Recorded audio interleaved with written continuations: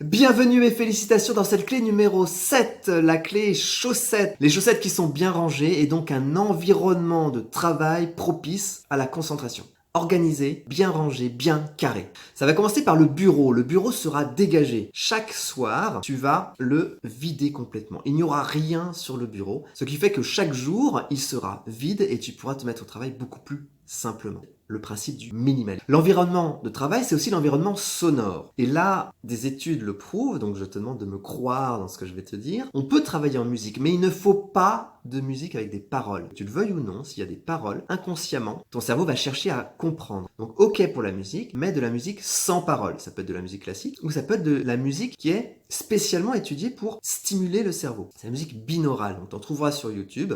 Et il y a Brain FM qui conçoit de la musique pour se concentrer. Les musiciens travaillent en accord avec des spécialistes du cerveau et créent des musiques. Brain FM, moi c'est comme ça que je travaille. D'ailleurs, j'ai mis un lien, puisque j'ai un lien d'affiliation, ça te permettra d'avoir une réduction lors de ton abonnement si ça t'intéresse. Tu peux déjà tester pour voir si ça te plaît sur leur site Brain FM, Brain comme cerveau. Et puis évidemment, ai-je besoin de le dire, mais quand tu travailles sans portable, mode avion. À chaque fois que tu vas être interrompu par quelque chose, déjà tu vas perdre du temps. Et en plus, quand tu vas vouloir te remettre à cette tâche, cela va te demander du temps. Perte de temps encore une fois, et donc moins d'efficacité parce que tu seras moins concentré. Et pour t'aider à respecter des temps de concentration, ce que je te propose, c'est de t'imposer un cadre volontaire. Je te préconise d'utiliser la méthode Pomodoro. Pomodoro, ça veut dire tomate en italien. Je te mets ici le schéma qui permet de comprendre un petit peu tout ça.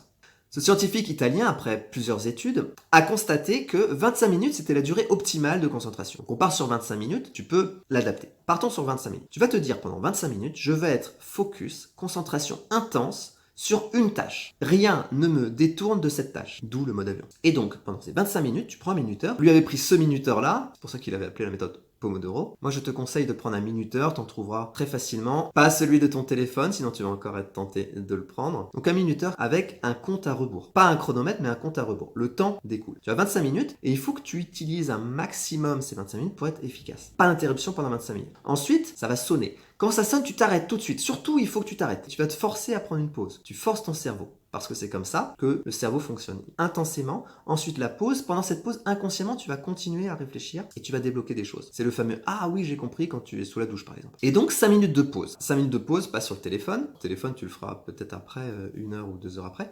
Mais là, c'est une 5 minutes de pause où tu vas marcher. Tu fais de la corde à sauter, tu marches, tu vas dans le jardin si t'en as un. Tu bois de l'eau. Très important de boire l'eau pour oxygéner le cerveau. Et puis, la pause de 5 minutes va se terminer. Ça va sonner. Tu vas te remettre au travail sans te poser de questions. Tu ne prolonge pas ta pause. Et tu repars pour 25 minutes sur une tâche. Tu peux continuer celle d'avant ou tu peux passer à autre chose. Ça va te permettre d'alterner, par exemple, anglais, maths, revenir à l'histoire géo, etc.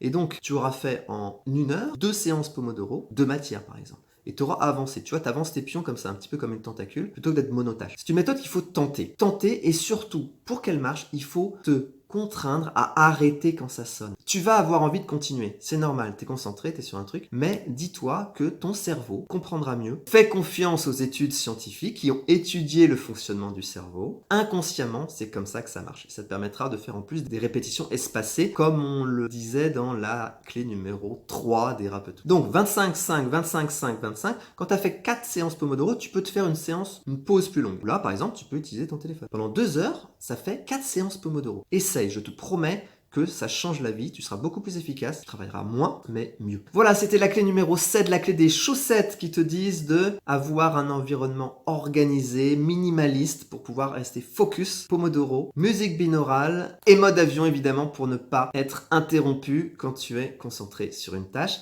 Merci beaucoup pour ton attention, c'était la clé numéro 7. Il y a toutes les autres évidemment sur ma chaîne dans une playlist bien au chaud. Je te rappelle, je suis coach d'excellence en mathématiques. Je me ferai un plaisir si tu as des objectifs ambitieux de t'aider à les atteindre. Prends un coaching offert, c'est cadeau. Établir de la clarté pour que tu puisses cheminer vers ces objectifs ambitieux. Merci, on va se retrouver dans la dernière vidéo conclusion. À tout de suite, ciao.